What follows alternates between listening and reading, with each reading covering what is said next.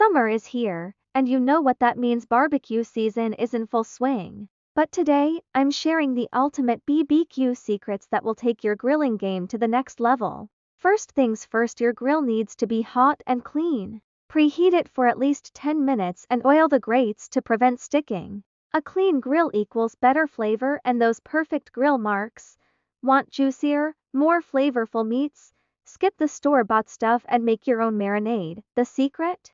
A splash of citrus. It tenderizes the meat and adds a fresh kick. Here's a pro tip: place a small ice cube inside your burger patty before grilling. As it melts, it keeps the inside juicy and prevents dry, overcooked burgers. Ever had meat that's burnt on the outside but raw inside? Fix that with the 2-zone grilling method: high heat on one side for searing, low heat on the other for slow cooking. This is a game changer.